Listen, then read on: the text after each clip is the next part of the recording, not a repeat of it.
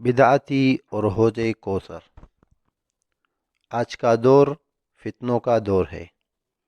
ہر طرف بدعات و خرافات ہیں، اور دین میں دانستہ وغیر دانستہ بعض ایسی اشیاء داخل کر دی گئی ہے جن کا دین سے کوئی تعلق نہیں۔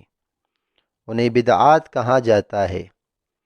شرعی اصطلاح میں بدعت کا مطلب دین میں حصول ثواب کے لیے کسی ایسی چیز کا اضافہ کرنا ہے جس کی بنیاد یا اصل شریعت میں موجود نہ ہو۔ جامع و مانع اور وسیع مفہوم میں بدعت کا مطلب یہ ہے کہ عادی امور سے ہٹ کر کثرت ثواب کی غرض سے شریعت کی شکل میں کوئی چیز ایجاد کرنا، جس کا وجود نہ قرآن و سنت میں ہو، نہ خلفائے راشدین کے سنت میں پایا جائے۔ رسول اکرم صلی اللہ علیہ وآلہ وسلم نے فرمایا: ایاکم ومحدثات الامور فإن کل محدثۃ بدعہ وکل بدعۃ ضلالہ۔ دین میں نئی چیزیں ایجاد کرنے سے بچو، اس لیے کہ ہر نئی بات بدعت ہے اور ہر بدعت گمراہی ہے جو جہنم میں لے جاتی ہے۔ دین کو سب سے زیادہ نقصان پہنچانے والی چیز بدعات ہے، چونکہ بدعات نیکی سمجھ کر کی جاتی ہے، اس لیے بدعتی انہیں ترک کرنے کا تصور تک نہیں کرتا، جبکہ دوسرے گناہوں کے معاملے میں گناہ کا احساس موجود رہتا ہے۔ انس بن مالک رضی اللہ تعالیٰ عنہ کہتے ہیں، اللہ کے رسول نے فرمایا: اب اللہ ان یقبل عمل صاحب بدعت حتی یدع بدعتہ۔ اللہ تعالیٰ بدعتی کی توبہ اس وقت تک قبول نہیں کرتا جب تک وہ بدعت نہ چھوڑ دے۔ گویا بدعتی کی ساری محنت اور مشقت کی مثال اس مزدور کی سی ہے جو دن بھر محنت اور مزدوری کرتا رہے، لیکن اسے کوئی مزدوری یا اجرت نہ ملے سوائے تھکاوٹ اور بربادی کے۔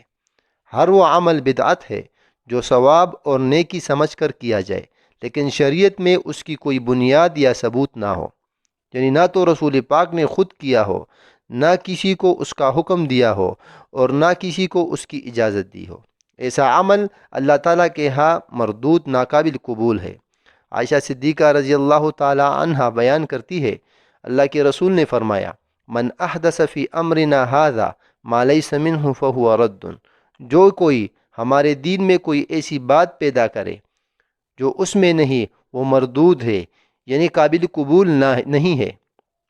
بدعتی اللہ تعالیٰ کی نظر میں اتنا مبغوض ہے کہ اسے حوض کوثر پر پہنچنے کے بعد وہاں پانی پینے سے روک دیا جائے گا، اور رسول اکرم صلی اللہ علیہ وآلہ وسلم وہاں سے ان بدعتیوں کو بھگا دیں گے۔ سہل بن سعد ساعدی رضی اللہ تعالیٰ عنہ کی حدیث ہے، اللہ کے رسول نے فرمایا: انی فرطکم علی الحوض من مر علی شرب ومن شرب لم یظمأ ابدا لا یردن علی اقوام اعرفهم ویعرفونی ثم يحال بینی وبینہم فاقول انہم منی فیقال انک لا تدری ما احدث بعدک فاقول سحقا سحقا لمن غیر بعدی۔ میں حوض کوثر پر تمہارا پیش رو ہوں گا، وہاں پر تمہارا انتظار کروں گا۔ جو وہاں آئے گا پانی پیے گا، اور جس نے ایک بار پانی پی لیا اسے کبھی پیاس نہیں لگے گی۔ بعض ایسے لوگ بھی وہاں آئیں گے جنہیں میں پہچانوں گا، اور وہ بھی مجھے پہچانیں گے کہ میں ان کا رسول ہوں۔ پھر انہیں مجھ تک آنے سے روک دیا جائے گا۔ میں کہوں گا یہ تو میری امتی ہے، لیکن مجھے بتایا جائے گا آپ نہیں جانتے آپ کے بعد ان لوگوں نے کیسی بدعات رائج کی۔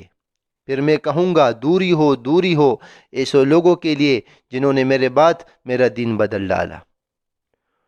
تو ہمیں چاہیے کہ اللہ کے رسول علیہ الصلاۃ والسلام کے بتائے ہوئے فرامین پر عمل پیرا ہوں، اور بدعات و خرافات اور شرکیات کو چھوڑ دے، تاکہ کل قیامت کے دن اللہ کے رسول اور اللہ کے ہاں ہمیں رسوائی اور شرمندگی کا سامنا نہ کرنا پڑے۔